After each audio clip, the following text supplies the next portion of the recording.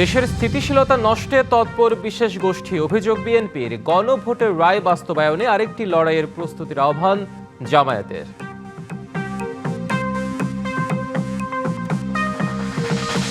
বিশ্ববিদ্যালয় অস্থিতিশীল করলে ছাড় নয়, হুঁশিয়ারি বিএনপির। শিক্ষার্থীদের বিরুদ্ধে ছাত্রদলকে লেলিয়ে দেওয়ার অভিযোগ জামায়াতের। ছোট হচ্ছে পাম্পের লাইন, জ্বালানিতে কিছুটা স্বস্তি। তেলের দাম বৃদ্ধির প্রভাব ভোক্তা পর্যায়ে না পড়ার দাবি বাণিজ্য মন্ত্রীর।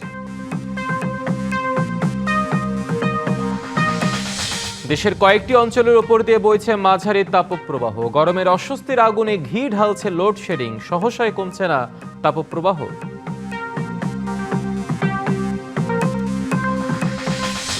হামের ছোবলে প্রাণ গেল আরও 7 জনের। টিকা না পাওয়ায় 2 বছরের নিচে বেশিরভাগ শিশুর মৃত্যু। উচ্চ ঝুঁকিতে বাংলাদেশ, বিশ্ব স্বাস্থ্য সংস্থার সতর্কতা। এবং রাতে পাকিস্তান পৌঁছাতে পারে ইরানি প্রতিনিধি দল। একটি ভালো চুক্তিতে পৌঁছানোর বড় সুযোগ তেহরানের সামনে, মন্তব্য মার্কিন প্রতিরক্ষা মন্ত্রীর। দেখছিলেন নাসির সিনটেক্স গ্রুপ সংবাদ শিরোনাম। এবার জানাবো খবরের বিস্তারিত। আপনাদের সাথে আছি হিমাদ্রি রাহা। দেশের স্থিতিশীলতা নষ্ট করতে একটি বিশেষ শ্রেণী অপতৎপরতা চালাচ্ছে বলে মন্তব্য করেছে স্থানীয় সরকার মন্ত্রী মির্জা ফখরুল ইসলাম আলমগীর। ঠাকুরগাঁওয়ে মির্জা রুহুল আমিন মিলনায়তনে ঘূর্ণিঝড় ও শিলাবৃষ্টিতে ক্ষতিগ্রস্ত পরিবারের পুনর্বাসন এবং বিভিন্ন উন্নয়ন প্রকল্পের চেক ও বরাদ্দপত্র বিতরণ অনুষ্ঠানে যোগ দিয়ে তিনি মন্তব্য করেন। এ সময় তিনি আরও বলেন, দেশে তেলের সংকট নিয়ে কিছু মানুষ অনৈতিকভাবে ব্যবসা করায় এমন পরিস্থিতি তৈরি হয়েছে, যা দেশের জন্য ক্ষতিকর। এ সময় জনগণকেও সজাগ থাকার আহ্বান জানান বিএনপি মহাসচিব। হঠাৎ করে একটা দুর্ভোগ এসে গেছে, দুর্যোগ। ইরান আমেরিকার মধ্যে যে যুদ্ধ, ইসরায়েলে সেই যুদ্ধ বিশ্বকে আপনার ক্ষতিগ্রস্ত করেছে। আমরা বাংলাদেশে মারাত্মকভাবে ক্ষতিগ্রস্ত হয়েছে। আমাদের এখানে তেলের দাম বেড়ে গেছে। গণরায় বাস্তবায়ন না হওয়া পর্যন্ত বিশ্রাম নেবে না বিরোধী দল। আর এজন্য আরেকটি লড়াইয়ের প্রস্তুতি নেওয়ার আহ্বান জানিয়েছেন জামায়াত আমির। আর 11 দলের শীর্ষ নেতারা বলছেন, জনগণের সাথে গাদ্দারি করে বেশি দিন টিকে থাকতে পারবে না এই সরকার। দেশ কখনো বাকশাল ও জিয়াতন্ত্রের দিকেও ফিরে যাবে না। গণভোটের রায় বাস্তবায়নের দাবিতে রাজধানীর সোহরাওয়ার্দী উদ্যানে বাংলাদেশ খেলাফতে মজলিসের সমাবেশ। এতে যোগ দিয়ে 11 দলের নেতারা অভিযোগ করেন, বিএনপি গণভোটের রায়কে বাস্তবায়ন চায় না। হুঁশিয়ারি দিয়ে তারা বলেন, জনরায় বাস্তবায়িত না হলে আরেকটি মুক্তিযুদ্ধ হবে। তারা যতদিন পর্যন্ত সংস্কার বাস্তবায়ন শেষ না করে, ততদিন পর্যন্ত আমাদের রাস্তায় যে সংগ্রাম আমরা শুরু করেছি, এটা অব্যাহত থাকবে। গণভোটের রায় হচ্ছে চূড়ান্ত রায়। সুতরাং গণভোটের মাধ্যমে বাংলাদেশের মানুষ নতুন রাজনৈতিক বন্দোবস্তের যে ঘোষণা দিয়েছে, যদি সেই রায় বাস্তবায়ন করানো হয়, আবার 71-এর মতো মুক্তিযুদ্ধ হবে। এ সময় এনসিপির আহ্বায়ক নাহিদ ইসলাম বলেন, গণভোটের রায় উপেক্ষা করলে বিএনপি সরকারকেও ফ্যাসিবাদের মতো পরিণতি ভোগ করতে হবে। গণভোটের গণরায় বাস্তবায়ন করতে হবে। গণভোটে 70% মানুষ হ্যাঁ পক্ষে। সরকার যদি গায়ের জোরে, 2/3 জোরে গণভোটের গণরায়কে উপেক্ষা করে, তবে তার পরিণতিও পুরনো ফ্যাসিবাদের কায়দায় হতে হবে।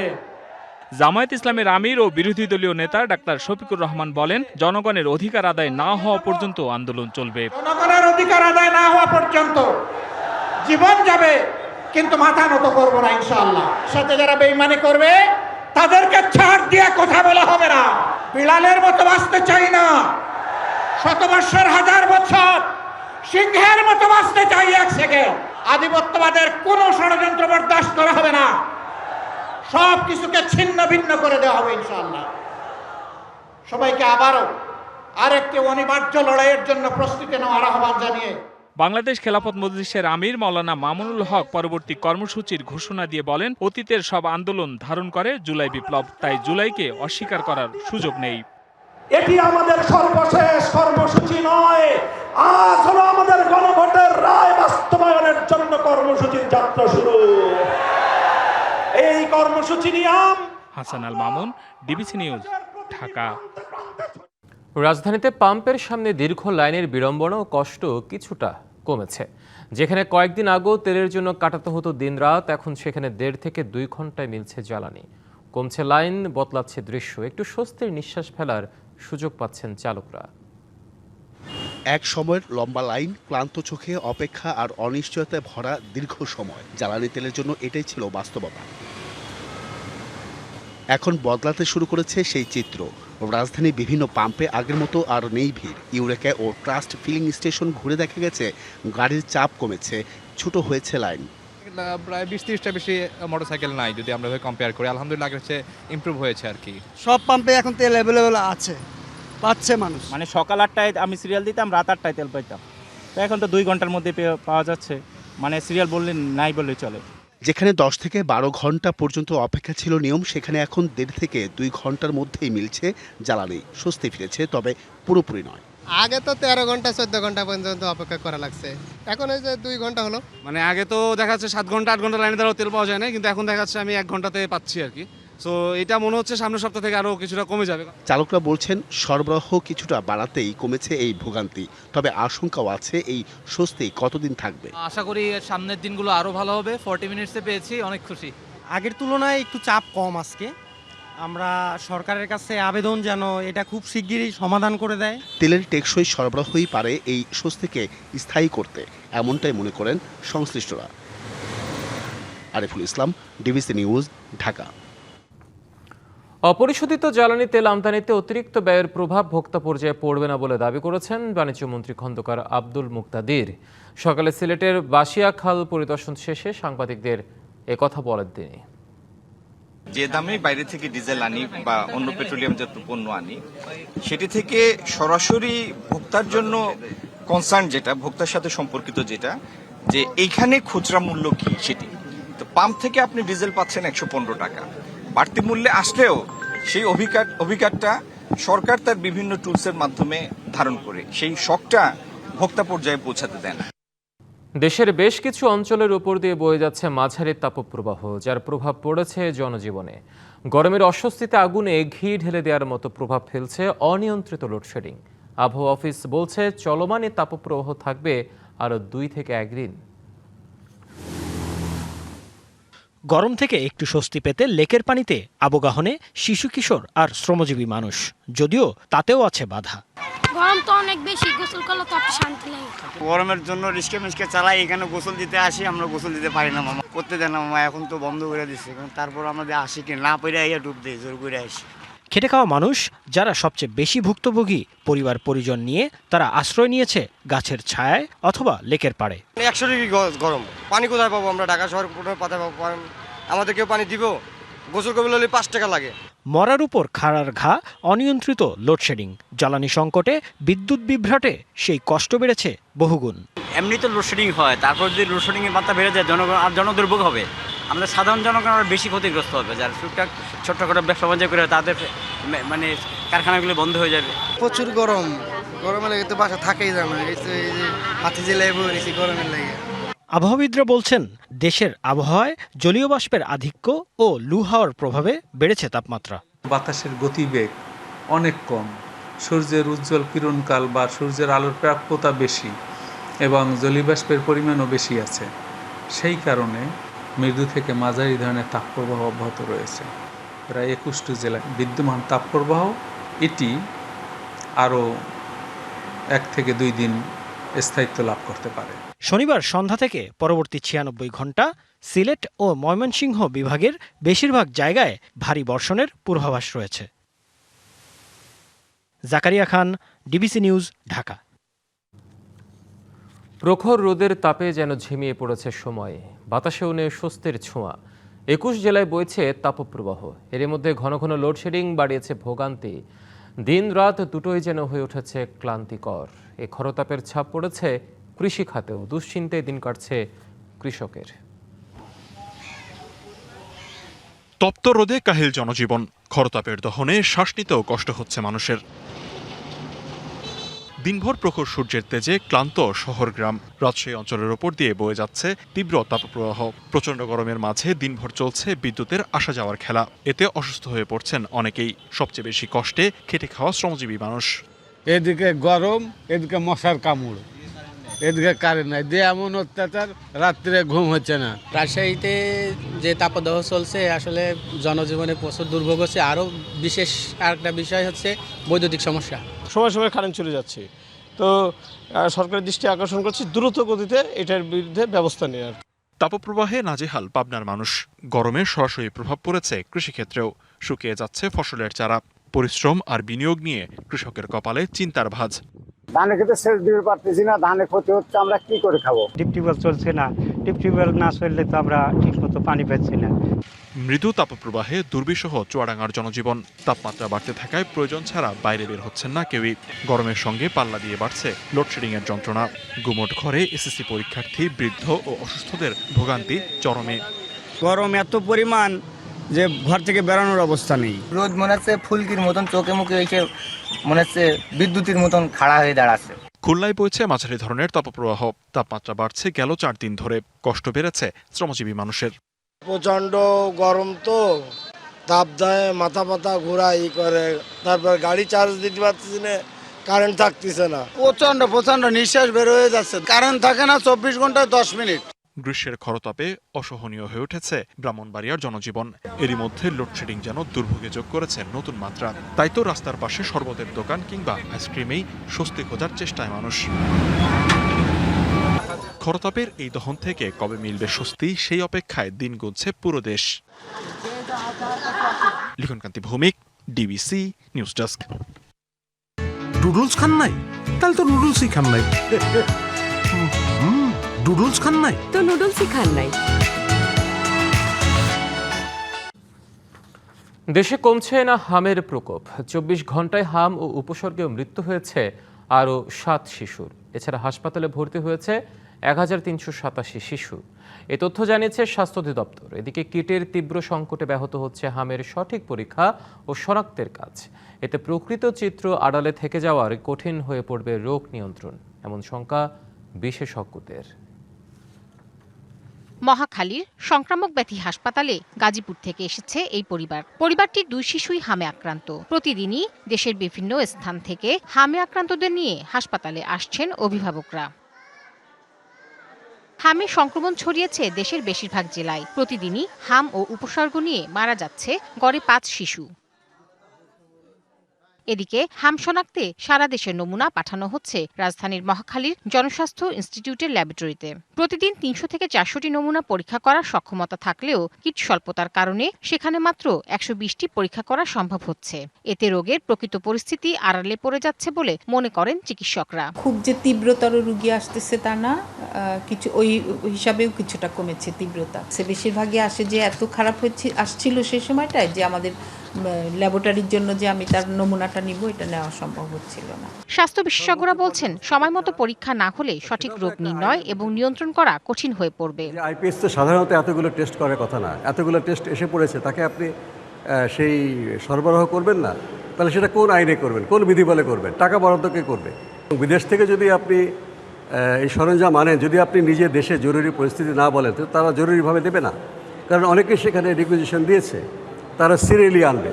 তাহলে ওটা যদি আপনি 7 দিনের মধ্যে আনতে হয় তাহলে বলতে হবে বাংলাদেশ সরকার এই বিষয়ে জরুরি পরিস্থিতি বিবেচনা করছে, এবং জরুরি পরিস্থিতি হলে আপনি আন্তর্জাতিক সহযোগিতাও চাবেন। যদিও কিট সংকট নিরসনে ব্যবস্থা নেওয়া হচ্ছে বলে জানিয়েছে সরকার। আমরা চেষ্টা করছি যাতে আমরা এই পুরো সিচুয়েশনটাকে ম্যানেজ করতে পারি। Tahsina Jesi, DBC news, Dhaka.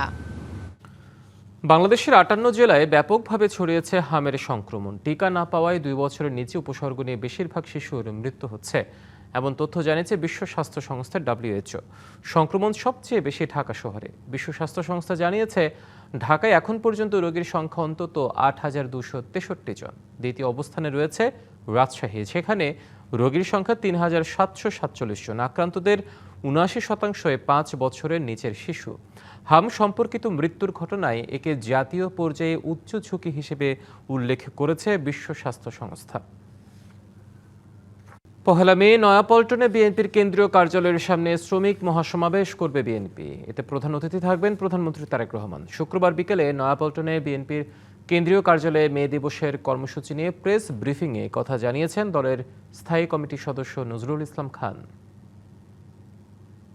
এটা শুধু ঢাকা মহানগরে আশেপাশের জায়গা থেকে আমাদের লোকরা আসবে শ্রমিক আন্দোলনের, প্লাস যেহেতু আমাদের দেশের প্রধানমন্ত্রী, আমাদের দলের চেয়ারম্যান জনাব তারেক রহমান প্রধান অতিথি, মহাসচিব বিশেষ অতিথি, এখানে তো ন্যাচারালি আমাদের দল অঙ্গ দলের লোকরা আরো অন্যান্য তারাও আসবে। কাজে আল্লাহর মেহেরবানি আমরা আশা করছি যে একটা বিশাল সমাবেশ সেদিন অনুষ্ঠিত হবে। এনসিপিতে যোগ দিয়েছেন বহিষ্কৃত যুবদল নেতা ও ঢাকা ৭ আসনের স্বতন্ত্র প্রার্থী ইসহাক সরকার। এছাড়া দলটিতে যোগ দিয়েছেন কন্টেন্ট ক্রিয়েটর নুরুজ্জামান কাফি ও অ্যাক্টিভিস্ট মহিউদ্দিন রানী। শুক্রবার বিকালে রাজধানীর কাকরাইলে ডিপ্লোমা ইঞ্জিনিয়ার ইনস্টিটিউট মিলনায়তনে আনুষ্ঠানিকভাবে দলটিতে যোগ দেন তারা। এ সময় এনসিপির আহ্বায়ক নাহিদ ইসলাম বলেন, এনসিপির ছায়াতলে স্থানীয় সরকার নির্বাচনে তরুণদের জয় জয়কার হবে। এনসিপিতে আবারও নতুন জোয়ার। শুক্রবার রাজধানীর কাকরাইলের ডিপ্লোমা ইঞ্জিনিয়ারিং ইনস্টিটিউট মিলনায়তনে আনুষ্ঠানিকভাবে দলটিতে যোগ দেন বহিষ্কৃত যুবদল নেতা ইসহাক সরকার, শেরেবাংলাইকে ফজলুল হকের নাতনি ফেরসামিন হক ইকবাল, ফ্লোরা, অ্যাক্টিভিস্ট মহিউদ্দিন রানী ও কন্টেন্ট ক্রিয়েটর মনিরুজ্জামান কাফি। সদ্য যোগ দেওয়া নেতারা বলেন, এনসিপির হাত ধরেই মিলবে প্রকৃত গণতন্ত্র ও জনতার মুক্তির পথ। এই এনসিপির মাধ্যমেই এই দেশের জনগণ একমাত্র নিরাপদা থাকবে, এই দেশের মানুষের অধিকার প্রতিষ্ঠিত হবে, এদেশের মানুষের গণতান্ত্রিক অধিকার প্রতিষ্ঠা হবে এই এনসিপির মাধ্যমেই। এ সময় ঢাকা বিশ্ববিদ্যালয়ের ঘটনাকে ছাত্রলীগের কর্মকাণ্ডের সঙ্গে তুলনা করেন দলের মুখপাত্র আসিফ মাহমুদ। গণতন্ত্রকে যারা বিনষ্ট করছে তাদের অতীত স্মরণ করার পরামর্শ দেন নাসিরউদ্দিন পাটোয়ারি। যে ক্যাম্পাসগুলোকে অস্থিতিশীল করার প্রচেষ্টা চালানো হচ্ছে, আমরা বলবো একটি গণতান্ত্রিক ক্যাম্পাসের জন্য আমরা আজীবন যুদ্ধ করেছিলাম, ভবিষ্যতে আমাদের লড়াইটা থাকবে। যদি কেউ গণতান্ত্রিক প্রক্রিয়া ব্যাহত করার জন্য যদি কোনো প্রচেষ্টা চালায়, আমরা ইনশাআল্লাহ রাজপথে ঐক্যবদ্ধভাবে থাকব। আওয়ামী লীগের ছাত্র সংগঠন ছাত্রলীগ যেভাবে সন্ত্রাসের রাজত্ব ক্যাম্পাসগুলোতে কায়েম করেছিল এবং আবারও ক্যাম্পাসগুলোতে মেধা এবং যোগ্যতার রাজনীতির বিপরীতে সন্ত্রাস এবং দখলদারির রাজনীতি ফিরে আসছে। নতুন বা পুরনো স্বৈরতন্ত্র টিকিয়ে রাখার চেষ্টা হলে জনগণ আবার ঐক্যবদ্ধ হবে বলে হুঁশিয়ারি দেন নাহিদ ইসলাম। বিশ্ববিদ্যালয়গুলোতে আবারও পেশি শক্তির রাজনীতি, ক্ষমতার যে রাজনীতির দাপট সেটি আবার নতুন করে তৈরি হচ্ছে। ফ্যাসিবাদ বা নতুন কোনো স্বৈরতন্ত্র বা পুরনো স্বৈরতন্ত্রকে টিকিয়ে রাখার চেষ্টা হলে জনগণ আবারও সংগঠিত হবে। এ সময় সবাইকে স্থায়ী সরকার নির্বাচনের জন্য প্রস্তুত হওয়ারও আহ্বান জানান তিনি। তারুণ্যের শক্তির জয় জয়কার হবে এবং সেটা এনসিপির সমর্থনই হবে। আপনারা সারা দেশে নির্বাচনের প্রস্তুতি নিন। Partha Saha, DBC news, Dhaka. চাঁদা ও জমিজমা সংক্রান্ত বিষয়ে বাকবিতণ্ডার জেরে মারপিট করেছেন বিএনপি নেতা, এমন অভিযোগ রাজশাহীর দাউদকান্দি সরকারি ডিগ্রি কলেজের ভুক্তভোগী শিক্ষক, শিক্ষিকা ও অধ্যক্ষের। তাদের দাবি, দীর্ঘদিন ধরে কলেজের জমি দখল করে রাখলেও তারা কোনো অর্থ পরিশোধ করেনি। যদিও ইসলামী জলসার অনুদান চাইতে গিয়ে প্রথম আক্রান্ত হওয়ার কথা বলছেন অভিযুক্তরা। বৃহস্পতিবার রাজশাহীর দুর্গাপুর উপজেলার দাউকান্দি কলেজে ডিগ্রি পরীক্ষা চলার সময় ১৪৪ ধারা ভেঙে কলেজে প্রবেশ করেন বিএনপির নেতাকর্মীরা। ইসলামী জালসা ও মসজিদের উন্নয়নের জন্য দাবি করেন অনুদান। অভিযোগ উঠেছে, প্রায়ই নানা অজুহাতে কলেজে চাঁদা চাইতেন তারা। প্রতিবাদ জানিয়ে ভিডিও করতে গিয়ে হামলার শিকার হন কলেজ শিক্ষিকা আলিয়া খাতুন। হ্যাঁ, চিঠিটা যে তাফসির মাহফিলে চিঠির দাওয়াত করতে আসছে, এই দাওয়াতটার উদ্দেশ্য হচ্ছে তাদের টাকা লাগবে। উনি প্রথমে আমাকে অ্যাসাল্ট করেন, মোবাইল কেড়ে নেয়। 17 বছর ধরে জমির যে কারবারগুলো চলেছে সঠিকভাবে এই টাকাগুলো ভালোভাবে আসেনি এবং হিসাবও ভালোভাবে আমাকে দিতে পারেনি। আগের চুক্তিটা কোন মেয়াদ পর্যন্ত ছিল এটা তো আমার জানা দরকার। এই জন্য আমি নির্ধারিত ডেট করে 4টা থেকে 5টা পর্যন্ত করেছি এইটাকে ভন্ডুল করার জন্য। তবে হামলায় অভিযুক্তরা বলছেন ভিন্ন কথা। ইসলামী জালসার জন্য গাড়ি পার্কিংয়ের জায়গা ও অনুদান চাইতে গিয়ে প্রথম তারাই হামলার শিকার হন। প্রিন্সিপালকে বললাম, স্যার যেহেতু আমাকে ডাকছেন, তো আমার পুকুরে যে জমি আছে জমি বিষয়ে কথা বলার জন্য আসছি, তাই আজকে তো এসে যেখানে দেখছি যে উত্তপ্ত পরিবেশ, তো আমি অন্যদিন আসি স্যার। এমন তো অবস্থায় মহিলাটা আমাকে থাপ্পড় মারল একটা। তখন আমি আর ধরে রাখতে পারলাম না পারে আমার পায়ের থেকে স্যান্ডেলটা খুলে মহিলাটাকে 3-4টা বাড়ি দিছি। এদিকে এই ঘটনায় এখনো কোনো মামলা হয়নি, পুলিশও কাউকে গ্রেপ্তার করেনি। এখন আমরা অভিযোগ দিলে আমরা মামলা করবো সাথে সাথে, কোনো অভিযোগ না থাকলে তো চালান দেওয়া লাগবে। সামাজিক যোগাযোগ মাধ্যমে মারামারির ভিডিও ছড়িয়ে পড়ার পর শুক্রবার জয়নগর ইউনিয়ন বিএনপির সহসভাপতি আকবর আলীকে বহিষ্কার করেছে BNP. Sourav Habib, TBC news, Rajshahi. লালমনিরহাটের বড় বাড়িতে বসেছে বর্ণিল উৎসব। প্রদর্শিত হচ্ছে চকরচাল, কিতকিত, মোরগ যুদ্ধ, গুড্ডি, গছা, কাঁথা সেলাই, ঘোড়দৌড় প্রতিযোগিতা সহ বিলুপ্ত সব গ্রামীণ খেলা। প্রজন্মকে মাদক ও মোবাইল আসক্তি থেকে দূরে রাখতে এই উদ্যোগ ভাসছে প্রশংসায়। ভোরের প্রথম আলো ফুটতেই শুরু হয় উৎসবের আয়োজন। সূর্যের সাথে জেগে উঠে মানুষের প্রাণ, আর মাঠ জুড়ে ছড়িয়ে পড়ে এক অনন্য উচ্ছ্বাস। গ্রামীণ ঐতিহ্যের টানেই সকাল শুরু হয় দৌড়ঝাঁপে, ছোটদের খেলায়, বড়দের প্রতিযোগিতায়। একদিকে উটকুন বুনন, অন্যদিকে চকরচাল, ভলিবল, বাটুল ছোড়া, গুড্ডি মেলা। যেন হারিয়ে যাওয়া বাংলার চিরচেনা ছবি ফিরে এসেছে নতুন রূপে। খুব ভালো লাগে, সবাই দেখতে আসছি, খুব আনন্দ। আর এবার আমি প্রথম ঠুস খেলা দেখছি, এমন অনেক মজা লাগতেছে। দুপুর গড়াতেই উত্তাপ বাড়ে প্রতিযোগিতার। মাঠ ছাড়িয়ে দর্শক উপস্থিতি পৌঁছে যায় গাছের ডালে, ভবনের ছাদে। মেয়েদের আকর্ষণীয় দড়ি লাফ আর ঘোড়দৌড় আয়োজনে সবার চোখে মুখে আনন্দের ঝিলিক। আমি প্রথম রাউন্ডে ফার্স্ট হয়েছি, আমার খুব ভালো লাগে। খেলাধুলা নিয়ে আসছে, এটা তো আমাদের আনন্দের বিষয়। এখন ঘোড়া খেলা হবে, দেখার জন্য আছে অনেক আগ্রহ নিয়ে। উৎসবের প্রয়োজনীয়তার কথা তুলে ধরেন প্রশাসনের কর্তারা। আর আয়োজকদের দাবি, মাদক মোবাইল আসক্তি থেকে দূরে রাখতেই এই আয়োজন। এর মাধ্যমে আমরা আমাদের গ্রামীণ ঐতিহ্যকে সারা বাংলাদেশের মধ্যে ছড়াই দিতে চাচ্ছি। বিষয় আমাদের সর্বস্তরের জনগণ এটাকে উপভোগ করছে এবং এটার মাধ্যমে আমরা জানি যে আমাদের সুস্থ সংস্কৃতি ফিরে আসবে। গ্রামের ঐতিহ্য রক্ষায় সরকারের পরিকল্পনা তুলে ধরেন ত্রাণমন্ত্রী। আমাদের এই ঐতিহ্যবাহী খেলাগুলো যাতে মানুষের মনোজগৎ থেকে যেমন হারিয়েছে, এটা যাতে ফিরে আসে, সেই চর্চাটা দীর্ঘ 17 বছর আমি চালিয়েছি। শনিবার রাতে পুরস্কার বিতরণের মধ্য দিয়ে শেষ হবে লালমনিরহাটের এই 2 দিনের উৎসব।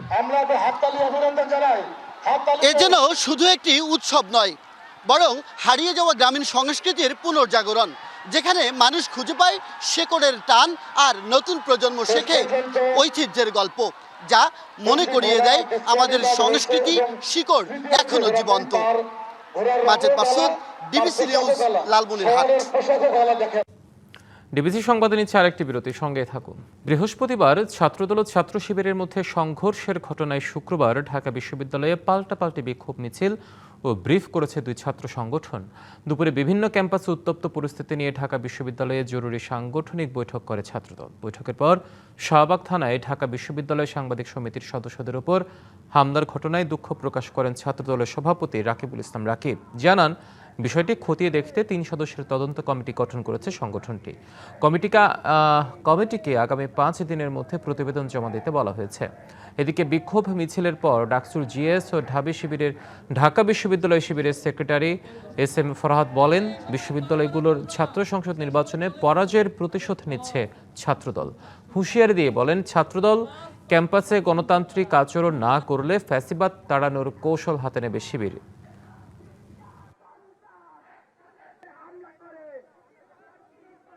ফেকাটি থাকলে তাহলে আমাদের নেতাকর্মীরা বারবার অভিযোগগুলো করছে যে গুপ্ত সাংবাদিক যেন না থাকে, দয়া করে সাংবাদিক থাকবে নিরপেক্ষ, এই ধরনের কাজে লিপ্ত রয়েছে। আমি অনুরোধ জানাচ্ছি আপনারা এই প্রচেষ্টা থেকে বেরিয়ে আসুন। আমি প্রমাণ সহ উত্থাপন করলাম। আমি আশা রাখছি অবশ্যই ইসলামী ছাত্র শিবির যার সম্পর্কে দেখালাম সেই ব্যবস্থা কি নেয় আমি সেটা দেখব। তাদের ভয় ডাকসু চাকসু জাকসু রাকসু বেরিয়ে 5টা ছাত্র সংসদে তারা গুহারা হারছে, সেই ভয়ে সাকসু নির্বাচন এখনো বন্ধ রেখেছে।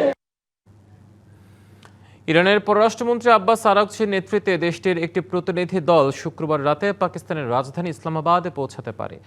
পাকিস্তানে কয়েকটি সরকারি সূত্রের বরাতে এ তথ্য জানিয়েছে আল জাজিরা। এর আগে 2 দেশের পররাষ্ট্রমন্ত্রীরা ফোনে কথা বলেন। পাকিস্তানের পররাষ্ট্র মন্ত্রণালয় জানিয়েছে, যুদ্ধবিরতি ও আঞ্চলিক পরিস্থিতি নিয়ে আলোচনা করেন তারা। সমস্যার সমাধানে নিরবচ্ছিন্ন আলোচনার উপর জোর দেয় ইসলামাবাদ। অন্যদিকে পাকিস্তানের মধ্যস্থতা প্রচেষ্টার প্রশংসা করেছে তেহরান। ট্রাম্প জানিয়েছেন, ইরানের সঙ্গে যুদ্ধবিরতি আলোচনায় অংশ নিতে উইটকফ ও কুশনার ইসলামাবাদ যাচ্ছেন। এদিকে মার্কিন প্রতিরক্ষা মন্ত্রী পিট হেগসেথ জানিয়েছেন একটি ভালো ও সময়োপযোগী চুক্তিতে পৌঁছানোর বড় সুযোগ রয়েছে ইরানের সামনে। শুক্রবার পেন্টাগনে এক যৌথ সংবাদ ব্রিফিংয়ে একথা বলেন তিনি। মিত্র দেশগুলোর জন্য হরমুজ প্রণালীতে জাহাজ চলাচলের টোল মওকুফ করেছে ইরান। রুশ রাষ্ট্রীয় সংবাদ সংস্থা রিয়া নভস্তির এক প্রতিবেদনে এ তথ্য জানানো হয়। রাশিয়ার নিযুক্ত ইরানের রাষ্ট্রদূত বলেন, নির্দিষ্ট কিছু দেশের জন্য এই বিশেষ ছাড়ের ব্যবস্থা করা হয়েছে। এদিকে বিশ্ববাজারে আবারও বেড়েছে তেলের দাম, ব্যারেল প্রতি পৌঁছেছে $106। একই সাথে মার্কিন নৌ অবরোধের জন্য গুরুত্বপূর্ণ এই সমুদ্র পথে জাহাজ চলাচল প্রায় স্থবির হয়ে পড়ায় জ্বালানি সরবরাহ নিয়েও বাড়ছে উদ্বেগ।